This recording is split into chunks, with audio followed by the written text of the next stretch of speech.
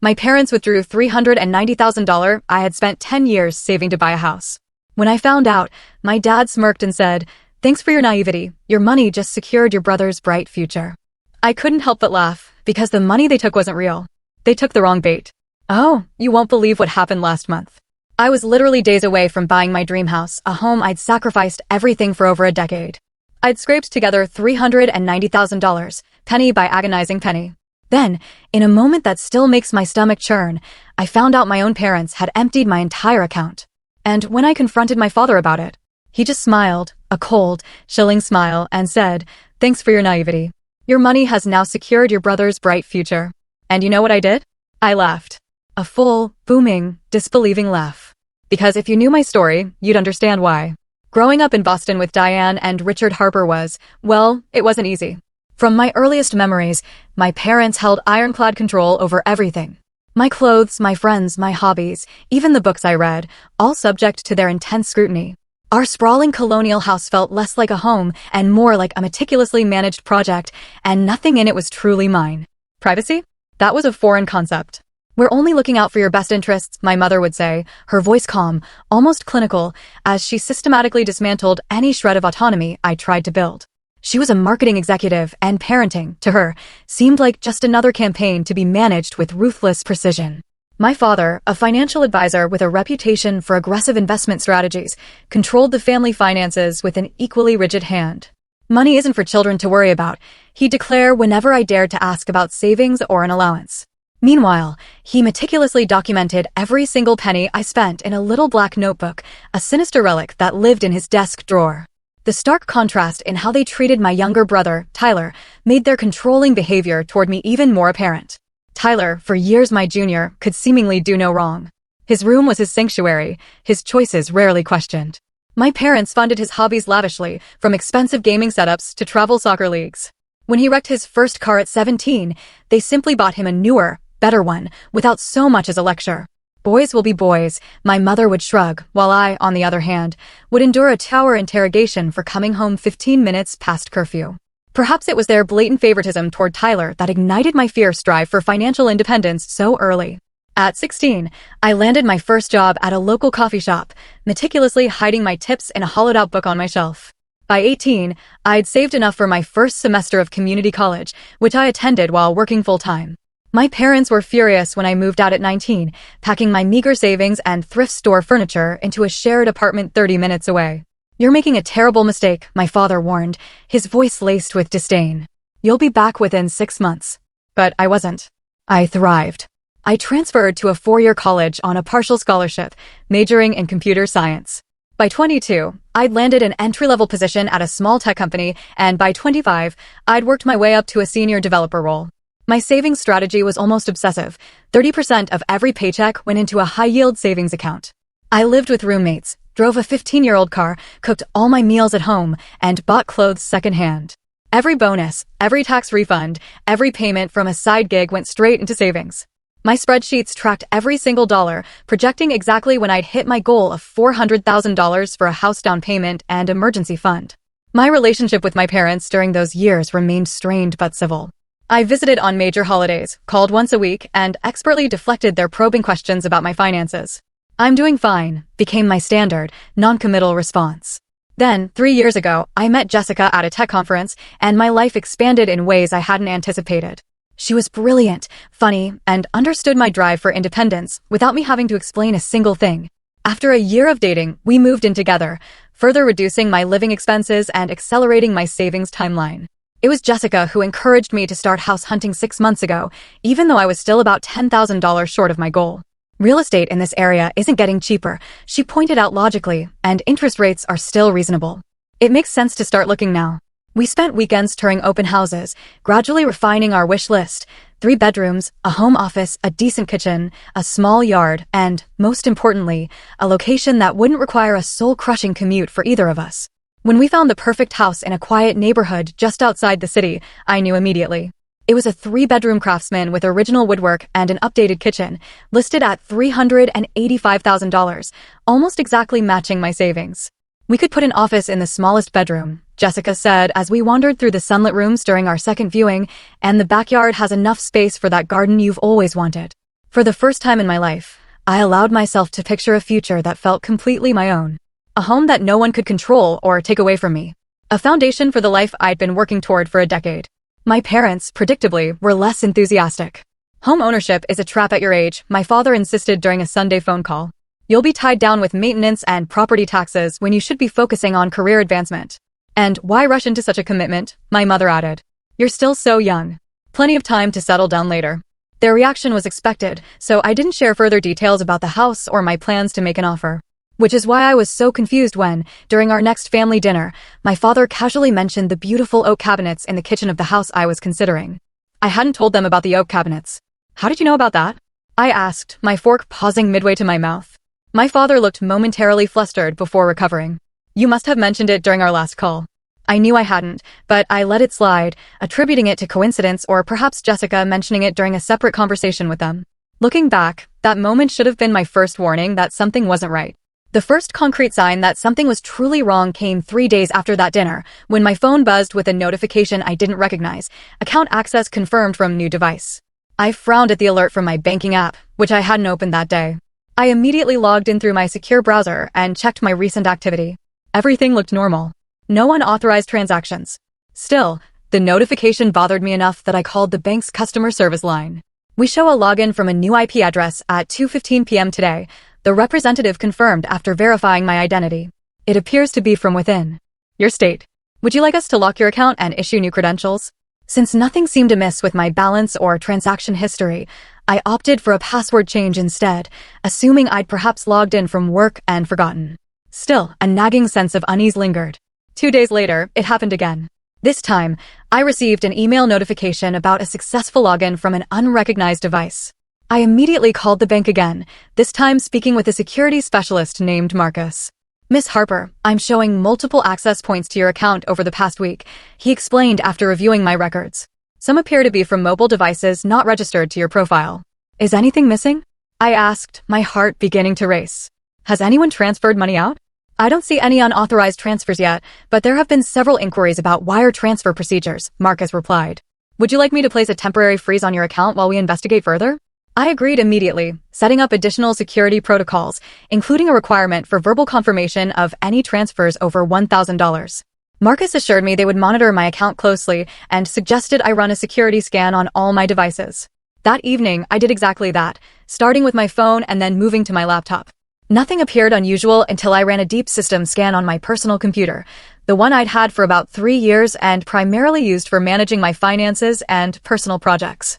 The scan revealed an unfamiliar program running quietly in the background, something that didn't appear in my regular programs list. After some research and a call to a tech-savvy friend, I discovered it was a sophisticated tracking software that could record keystrokes, capture screenshots, and essentially monitor everything I did on my computer. My blood ran cold. I tried to determine when and how the software had been installed. Then I remembered. About 4 months earlier, my laptop had been running slowly, and during a visit to my parents' house, my father had offered to clean it up for me. I'll run some diagnostics and optimization programs, he'd said, taking my computer into his home office for several hours. You know, this is what I do for clients all the time. He'd returned it later that evening, noticeably faster and good as new. I thanked him, never suspecting he'd used the opportunity to install spyware. With growing dread, I realized this meant my parents had potentially been monitoring my financial activities for months. They would have seen my online banking sessions, my house hunting searches, every email about mortgage pre-approval, and even conversations with Jessica about our future plans.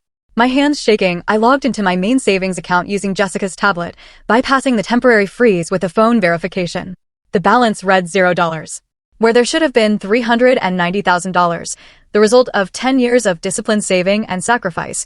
There was nothing. I frantically checked my transaction history to find a wire transfer completed the previous day, sending the entire balance to an account I didn't recognize. The room spun around me as Jessica rushed over, alarmed by the sound that came out of my throat, something between a gasp and a scream. Emily, what's wrong? She asked, gripping my shoulders as I stared blankly at the screen. It's gone, I whispered. Everything. 10 years of savings. The house. Our future. It's all gone. Jessica took the tablet, quickly scanning the information. This has to be fraud, she said firmly. We'll call the bank right now and report it. They can reverse wire transfers if we act quickly. But as I regained my composure and looked more closely at the transfer details, a sickening realization dawned.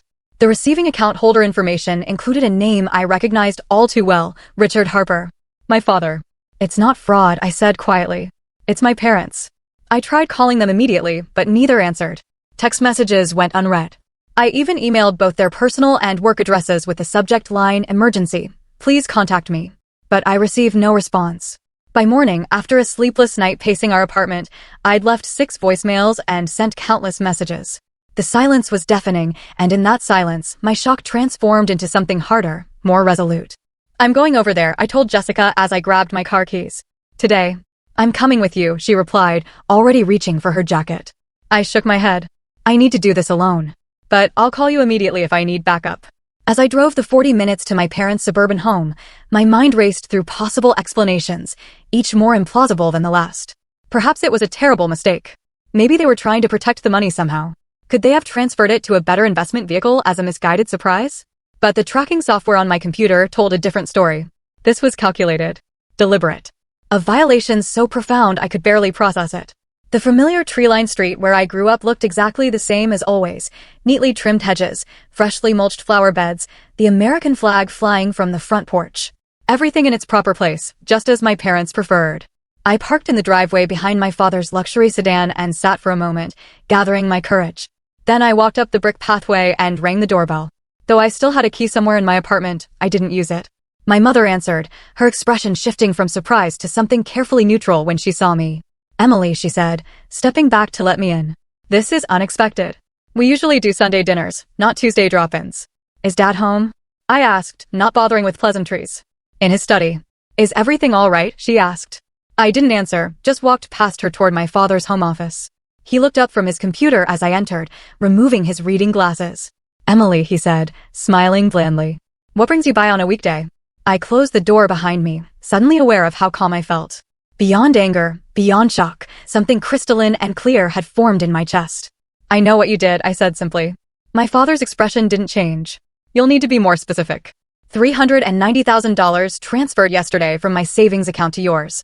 And the tracking software you installed on my laptop when you supposedly fixed it. A flicker of something, not quite guilt, but perhaps surprise that I'd discovered everything so quickly, crossed his face. Then his face settled into firm resolve. Sit down, Emily, he said, gesturing to the chair across from his desk, the same chair where I'd sat for countless lectures throughout my childhood. I remained standing. Where's my money? I asked. My mother entered then, closing the door softly behind her. Richard, she said quietly. She knows. Of course she knows, he replied. Sooner than we expected, but that doesn't change anything. He turned back to me. The money is safe, he said, as if that answered everything. We made a family decision about its best use. A family decision? I repeated, incredulously. You made a decision about my money that I've saved for 10 years, without even talking to me? That's not a family decision. That's theft. Don't be dramatic, my mother cut in, her voice sharp. We're your parents. We've always known what's best for you, even when you can't see it yourself. I'm 29 years old. I have a successful career, a relationship, and until yesterday, I had a plan to buy a house. You had no right to interfere. My father stood, his height still imposing even though I was an adult now. We had every right. You were about to make a terrible financial mistake, tying up all your liquid assets in an overpriced property in a market that's about to turn. We protected you from yourself. By stealing from me, my voice rose despite my efforts to stay calm. By reallocating family resources where they'll do the most good, he corrected. Your brother has been accepted to an elite business school, and he has a startup idea that needs capital. His education and business will benefit this family for generations. As if on cue, the front door opened and closed, and moments later, my brother Tyler appeared in the doorway of the study, looking confused at finding us all there. What's going on? He asked, glancing between us. Nothing that concerns you, my mother said quickly. Actually, I said, turning to face him, they just stole my entire savings account to give to you. $390,000 that I've been saving for 10 years to buy a house. Apparently, your education and business idea are more important than my future. Tyler's eyes widened. What? That can't be right. He looked at our parents. Tell me that's not true. My father's expression hardened. Emily is being selfish, as usual. We made a decision that benefits the family as a whole. By stealing her money? Tyler asked, incredulously. It's not stealing when it's for your child's own good, my mother insisted. Emily was about to waste all that money on a house she doesn't need at her age. Your future is more promising. Tyler looked horrified. I never asked for that. I would never want her money taken from me. My father waved his hand dismissively.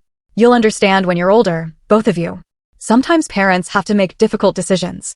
He turned to me, his expression smug. Thanks for your naivety. Your money has now secured your brother's bright future. And then, to everyone's surprise, including my own, I started laughing. Not a small chuckle, but full-bodied laughter that bent me at the waist. My parents exchanged concerned glances. Emily, my mother said cautiously, are you all right? I straightened, wiping tears from my eyes. I'm better than all right. I'm fantastic. Because you didn't get what you think you got. My father's brow furrowed. What are you talking about? $390,000 is what I had in total savings, I explained, still smiling. But last week, after getting pre-approved for a mortgage, I moved $351,000 to a separate, secure account at a different bank. One that you didn't know about. The account you emptied only had $39,000 in it. The color drained from my father's face. That's not possible. We monitored your main account. You never made any large transfers. No, I didn't, I agreed. Because after I noticed some strange activities on my account, I went to the bank in person and arranged for a banker to help me transfer the funds physically, with no digital trail. I was planning to surprise Jessica with the good news that we could make an offer on the house with extra funds for renovations. My mother sank into a chair. You're lying. Call the bank if you don't believe me, I replied, though I'm not sure you want to draw more attention to what you've done. Tyler moved to stand beside me. I want no part of this, he said firmly. Whatever they took from you, I don't want it, and I'll help you get it back. My father's shock quickly transformed into anger. You ungrateful children. After everything we've done for you. What you've done, I said, my voice steady, is commit fraud and theft. You installed spyware on my computer without my knowledge or consent. You used that information to access my bank account without authorization, and you transferred funds that didn't belong to you. That's not parenting. That's criminal. You wouldn't press charges against your own parents, my mother said, but uncertainty flickered in her eyes. Watch me, I replied. I turned to leave, then paused at the door. You have 24 hours to return my $39,000. After that, I'm going to the police with evidence of everything you've done. As Tyler and I walked out together, leaving our parents stunned in the study, I felt a weight lift from my shoulders that I hadn't realized I'd been carrying my entire life. My 24-hour deadline came and went with no money returned and no communication from my parents. True to my word, I filed a police report the following morning, bringing copies of bank statements, screenshots of the unauthorized wire transfer, and evidence of the spyware found on my computer. Detective Kimberly Walsh took my statement, her expression growing increasingly serious as I explained the situation. Unfortunately, we see cases like this more often than you might think, she told me. Family financial exploitation is surprisingly common, though your parents' methods were unusually sophisticated. She explained that they would investigate, but also recommended I consult with an attorney who specialized in financial crimes. Criminal charges are one avenue, she said, but civil action may be your best bet for recovering the funds quickly. Through a colleague's recommendation, I found Sarah Williams, an attorney who had previously handled several cases involving parental financial abuse of adult children. Her office was small, but impeccably professional, and she listened intently as I recounted my story. First things first, she said when I'd finished, we'll file for an emergency injunction to freeze the funds they took so they can't spend or hide them. Then we'll proceed with both civil claims for the return of your money plus damages, and work with the police on potential criminal charges. True to her word, Sarah moved quickly. By the end of the week, a judge had granted our request to freeze my parents' accounts where my money had been deposited. The formal complaint filed against them included charges of theft, fraud, unauthorized computer access, and invasion of privacy. My parents' response was swift and predictable. They hired Bradford Montgomery, one of the most expensive attorneys in the city, known for representing wealthy clients in complex financial disputes. Their formal response to our complaint was a blend of denial and justification, claiming they had acted out of parental concern and fiduciary duty. More shocking was their countersuit, alleging that I had borrowed money from them throughout my early adulthood with a verbal agreement to repay it, and that the $39,000 they took was simply collection of this family debt. This is completely fabricated. I told Sarah when she showed me their filing. I've never borrowed money from them as an adult. In fact, I've been financially independent since I was 19. I believe you, she assured me, but we'll need to gather evidence to refute their claims. Bank records showing your income and expenses over the years, testimonials from friends or colleagues who can attest to your financial independence. Anything that contradicts their narrative. The case quickly drew attention beyond our family. The local news ran a story about modern digital privacy concerns, without naming us directly, but clearly referencing our situation. My inbox filled with messages from friends, colleagues, and even a few distant relatives, all expressing varying degrees of shock, support, or, in some cases, criticism for taking legal action against my own parents. The The most painful messages came from my mother's sister, Aunt Lauren, who had always been kind to me growing up. "Family matters should stay within the family," she wrote. "Your parents may have made a mistake, but dragging them through the courts will only destroy any chance of reconciliation. Is that really what you want?" What I wanted, I realized, was something my aunt couldn't understand: accountability. For once in my life, I wanted my parents to face consequences for their controlling behavior, rather than being allowed to rewrite reality to suit their preferences. Jessica proved to be my steadfast support through all of this. She took days off work to accompany me to meetings with Sarah, organized our growing file of evidence, and held me on the nights when the stress and hurt finally caught up with me. "You're doing the right thing," she would whisper as I cried against her shoulder. "Standing up for yourself doesn't make you a bad daughter." They broke your trust in the most fundamental way. Tyler, too, surprised me with his unwavering support. Despite pressure from our parents and extended family, he provided a written statement confirming he had never asked for or wanted my money, and detailing the pattern of favoritism and control he had witnessed growing up. "I've always felt guilty about how differently they treated us," he confessed during a lunch meeting with me and Sarah, "but I never thought they'd go this far. I'm sorry I didn't stand up for you sooner." The most difficult part of the legal process was the deposition, where I had to sit across from my parents and their attorney while answering questions for hours. They looked smaller somehow, my mother's perfectly maintained appearance showing cracks of stress, my father's confident posture diminished.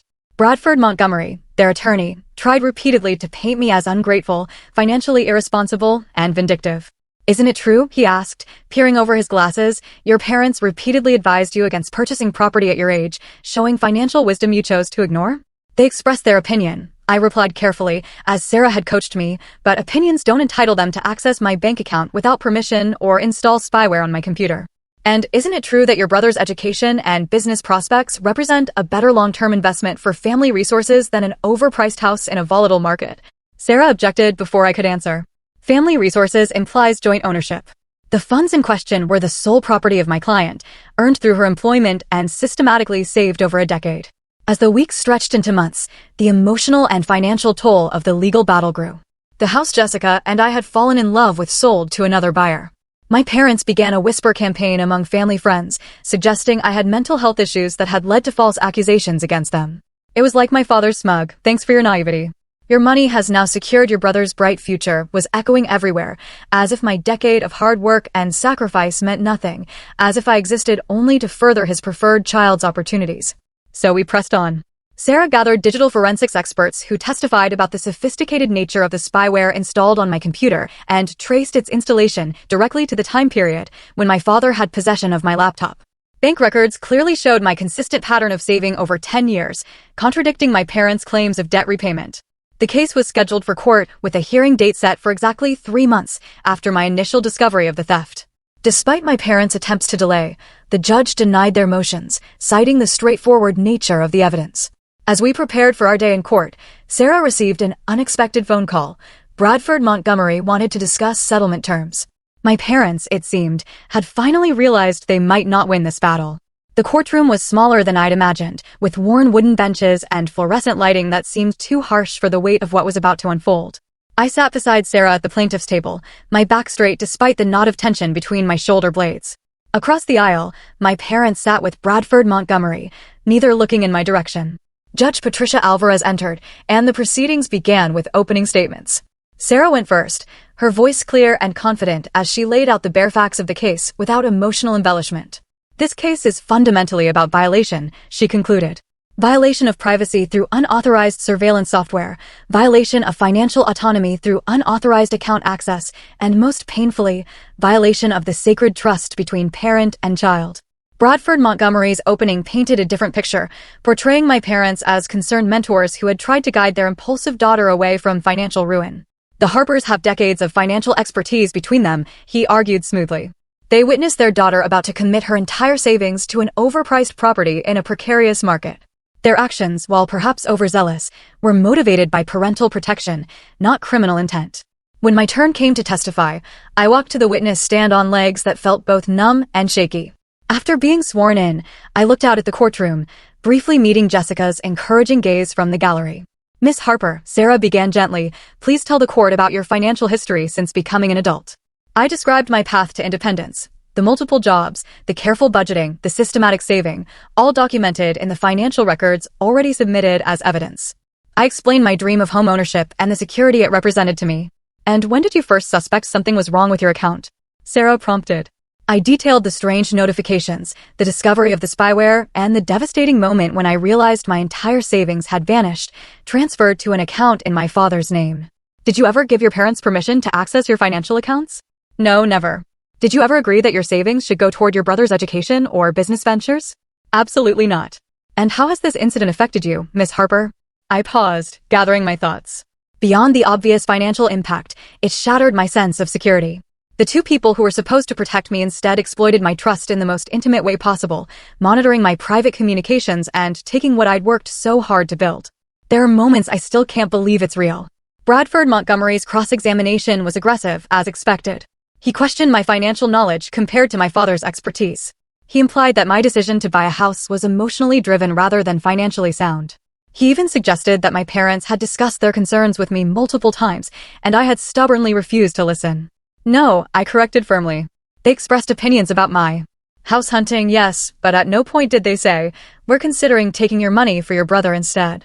That's not a conversation we ever had. The digital forensics expert who examined my computer was next, methodically explaining how the spyware worked, when it was installed, and the extent of surveillance it enabled. This software captures keystrokes, including passwords, she explained to the visibly disturbed judge. It takes periodic screenshots without the user's knowledge and uploads them to a remote server. It can even activate the computer's camera and microphone remotely. This is not consumer-grade parental monitoring software, but rather sophisticated surveillance technology typically used in corporate espionage or by private investigators. My father shifted uncomfortably in his seat as she detailed the exact date and time the software was installed, matching precisely to when he had taken my laptop to fix it. Perhaps the most damaging testimony came from an unexpected source. The bank manager who had helped me transfer the majority of my savings to a secure account took the stand, confirming that I had come to the bank in person, expressed concerns about unusual account activity, and asked for assistance in protecting my assets. Ms. Harper specifically mentioned feeling that someone might be monitoring her online banking activity, he recalled. She requested that we handle the transfer with no digital notification or electronic trail, which is unusual but not unprecedented when clients have security concerns. This testimony directly contradicted my parents' claim that I had fabricated the story about transferring most of my money before they accessed my account. The real surprise of the day came during my brother Tyler's testimony. I had expected him to confirm his written statement about never asking for my money, but he went much further. My parents have always treated Emily and me differently, he stated clearly. Growing up, I received opportunities, trust, and resources that she didn't, for no reason except that I was their son and she was their daughter. A murmur ran through the courtroom as he continued. When I learned what they had done with Emily's money, supposedly for my benefit, I was horrified. But I wasn't entirely surprised. This fits a pattern of control they've maintained over her for as long as I can remember. Then, voice steady, he revealed something I hadn't known. After Emily discovered what happened, our parents approached me with $50,000 to start my business immediately, saying it was my portion of a family investment. When I refused it and said I would support Emily in court if necessary, they threatened to withdraw funding for my education entirely. My mother made a small sound from her seat, and my father's face flushed dark red. Tyler, that's enough, he said sharply, earning a quick reprimand from the judge about speaking out of turn.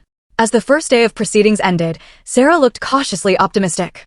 The judge seems troubled by the evidence, she whispered as we gathered our things, particularly the sophisticated nature of the spyware and your brother's testimony. The second day brought an unexpected development. Before proceedings began, Bradford Montgomery requested a brief recess to speak with his clients.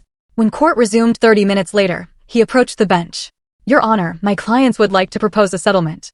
The terms were straightforward. Full return of the $39,000, plus $20,000 in damages to cover my legal fees and emotional distress. In exchange, I would drop all claims and agree not to pursue criminal charges. Judge Alvarez turned to me. Miss Harper, are these terms acceptable to you? I looked at my parents, really looked at them, perhaps for the first time in my adult life. My mother's perfect posture, my father's confident facade, both now showing cracks under pressure. They had monitored my most private communications, violated my trust, taken what wasn't theirs, all while believing they were entitled to control my life even as an adult. No, Your Honor, I said clearly. Those terms are not acceptable. Bradford Montgomery looked stunned. Sarah leaned close to me, whispering urgently, Emily, this is a reasonable offer. We should consider it. I've spent my entire life being reasonable while they've been controlling, I replied quietly. I want the court to decide. And so the proceedings continued. Financial records from my parents' accounts revealed something I hadn't known. They had been experiencing significant financial pressure themselves. My father's investment firm had lost several major clients in the past year. Their mortgage was underwater after a poorly timed refinance. Tyler's elite business school tuition was beyond what they could comfortably afford. They had taken my money not just out of a desire to control me or favor my brother, but out of desperation to maintain appearances and expectations that they could no longer financially support. This revelation didn't excuse their actions, but it provided context that helped me understand the frantic violation of boundaries. They were drowning and saw my savings as a life raft, justifying the theft through a lifetime of paternalistic control. In her closing argument, Sarah emphasized the deliberate nature of my parents' actions. This was not a momentary lapse in judgment, she stated firmly. It was a calculated series of invasions, executed over months, culminating in the theft of my clients' life savings. The court must send a clear message that family ties do not exempt anyone from basic legal and ethical boundaries. Bradford Montgomery's closing was more subdued than his opening had been, focusing primarily on my parents' previously unblemished reputation in the community and their sincere belief that they were acting in the family's best interest. Judge Alvarez took a day to consider her ruling. When we returned to court, the tension was palpable. In the case of Harper versus Harper, she began, her voice stern, this court finds in favor of the plaintiff. The defendant's actions constitute a clear violation of multiple statutes regarding privacy, unauthorized computer access, and financial fraud. She ordered my parents to return the full $39,000, plus $50,000 in punitive damages, and granted a permanent injunction barring them from any contact with my financial institutions or electronic devices. While the court acknowledges the special relationship between parents and children, she added, looking directly at my parents, that relationship does not confer ownership or control of an adult child's assets. Ms. Harper has demonstrated admirable financial responsibility and independence. The paternalistic overreach demonstrated by the defendants is particularly troubling given the sophisticated methods employed. As a final point, she noted that she would be referring the case to the district attorney's office for consideration of criminal charges, though the decision to prosecute would be at their discretion. My parents sat motionless as the ruling was read, my father's face pale, my mother's eyes downcast. They had lost not just the case, but the carefully constructed narrative they'd built around their actions, their parenting, and their own financial stability. As we left the courtroom, Tyler caught up with me in the hallway. "Are you okay?" he asked. Concern evident in his eyes. I considered the question seriously. "Not yet," I answered honestly, "but I will be." The weeks following the court ruling brought both practical challenges and emotional upheaval. My parents complied with the financial judgment promptly, likely hoping to minimize their exposure to potential criminal charges. The district attorney ultimately decided not to pursue criminal prosecution, citing my parents' clean prior record and the full financial restitution already made. With a return of my $39,000 plus the additional $50,000 in damages, I now had even more than my original savings goal. Jessica and I resumed house hunting, though the market had shifted slightly in the months of legal proceedings. "What about this one?"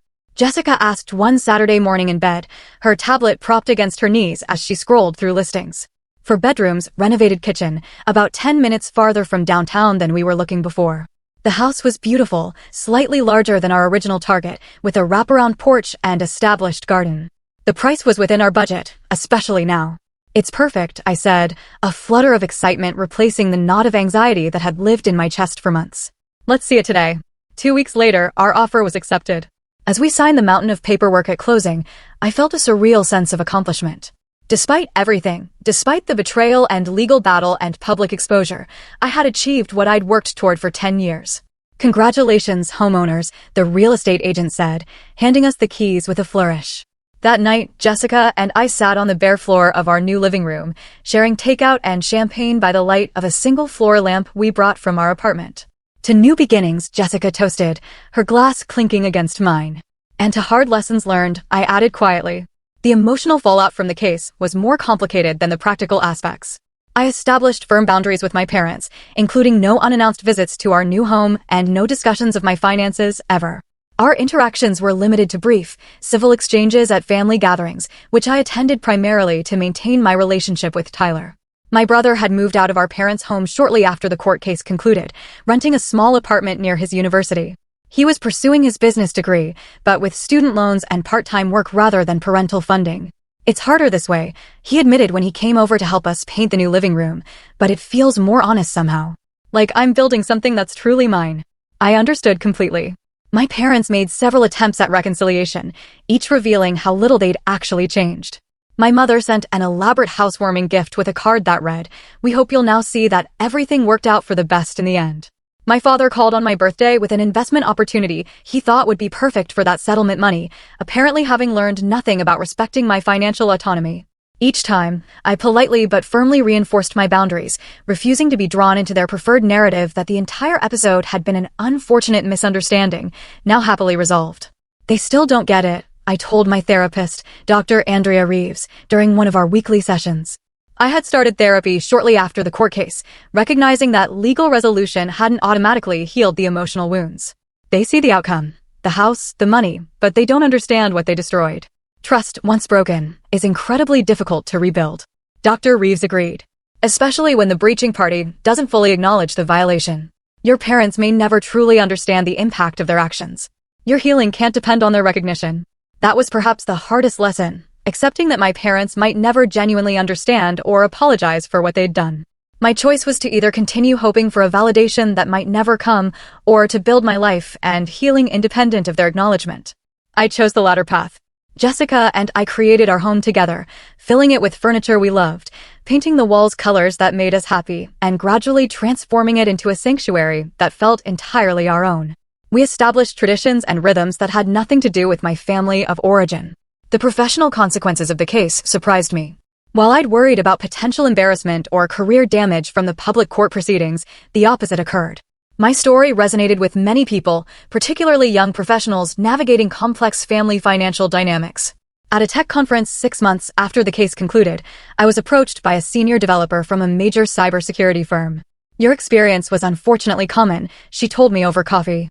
"The technical aspects of your case, combined with your background in development, make you uniquely qualified to understand both the emotional and technical dimensions of privacy violations. We have an opening on our family security team if you're interested." The position offered a significant salary increase and the opportunity to develop tools specifically designed to protect individuals from the kind of surveillance I had experienced. After careful consideration, I accepted, finding unexpected purpose in transforming my painful experience into protection for others. Jessica's career was thriving too.